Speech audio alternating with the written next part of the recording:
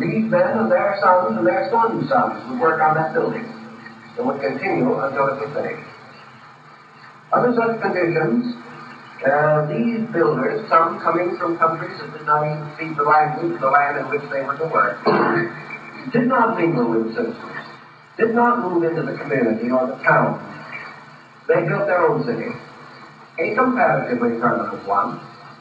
And in one of the cathedrals in which I made some research, we learned that a town composed of nearly 15,000 human beings was built in a few weeks on the site of work. This town simply came into existence.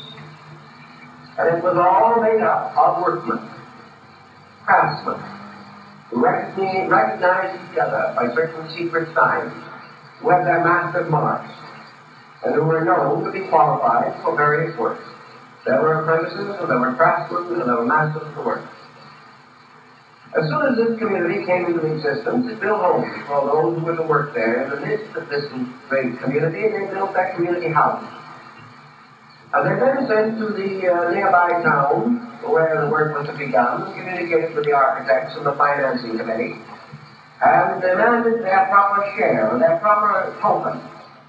For it was up to the community where they worked to supply each one of these men with a pair of gloves, a white lambskin apron, and a certain amount of raw hides and skins to cover the roof of the communion house.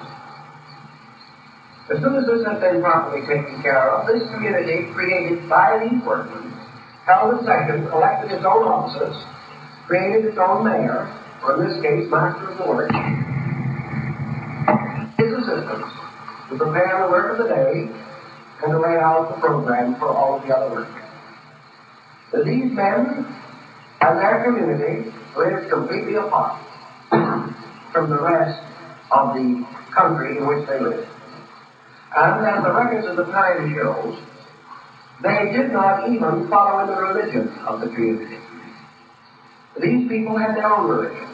And several early fathers, writing of these communities of builders, shook their heads sadly over their quills and said that we think that some of them were not as good Orthodox Christians as they should have been. It's quite possible, because from the Near East came men who worked in silk and fabrics, came cutters of stones and gems. From North Africa came men skilled in design and artistry. From Bulgaria, Romania, from the great Slavic states, from all parts of Europe they came, Christian, Muslim, Jew, everything you can think of, but all bound together by the great guilds into which they had been initiated. These guilds created their own world. They created their own cooperatives. They had their own ways of taking care of the widows and the fatherless. They took care of their own sick. They got their own physicians. They did everything, and they created a form of government which we call today democracy. And that democracy began within the structure of the guilds. Now, if you attended a great meeting of the guild masters, you would attend something that was very interesting. You would find these men gathered in the communion house or in the community center. And here, on certain intervals, prescribed by their laws and their traditions, they broke bread together. And because not one of these was greater than another, they were seated around a circular table. And in the midst of the table was the gill cup. And this gill cup had on the lip, all around the edge of the cup, little hooks. And on each of these hooks was the crest and shield of a gill master. This cup was filled with wine, and each of the masters drank from the cup, performing a ritualistic Eucharist and rededicating their lives to the great service of the architect of the universe. They were worshipping through building. Their laws were their own. Their secrets were inviolate. Their mysteries were perpetuated. The power of these men can well be imagined when we realize, for example, that a few days after he placed his famous bull on the church door, Martin Luther, who was by instance a guildsman, because he belonged to the guild of the watchmakers. Soon after he had made his public statement against the sale of papal indulgences, Luther was called before his guild.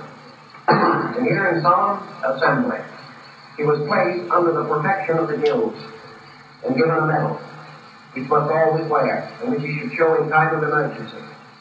From that time on, although Luther had a hard time, he was under the protection of this body and was one of the few of the great reformers of the period who survived. The guilds were very powerful. Now here is a guild which we know definitely was dedicated to building buildings, but we also know from the inscriptions that they placed upon the stones, from the mysterious carvings they hid far in recondite places in the masonry, from their wonderful use of emblems and figures, that they were more than just buildings. They were the perpetuation of the secret schools of architecture known as the Dionysian artificers in Greece, the Vitruvian Collegiate in Rome, and the famous architects called the Comacene builders, who had their refuge in Lake Como. These were all initiate schools from antiquity, concealing the secrets of human regeneration under the story of architecture. And here's one group of guilds. Now let us pass for a moment to another group. And this is the group of the chemists. The doctors, the chemists, and those who had to do with research in metals, metallurgy, and things of that nature. All who touch fire as a means of working the elements of their craft were bound together. And this mysterious body of chemists, although it did not build cities at the foot of cathedrals and do things of that nature, was an integrated body, and it was also in close relation to the crafts of the builders. After a great deal of research, I was finally able to recover ancient drawings of the original doors of the Cathedral of Notre Dame in Paris. The reason this was important was that the original doors, which were removed at the time of the French Revolution, that these doors, which were cast in bronze, and I suppose to have been the work of the devil, all such interesting things were at that time.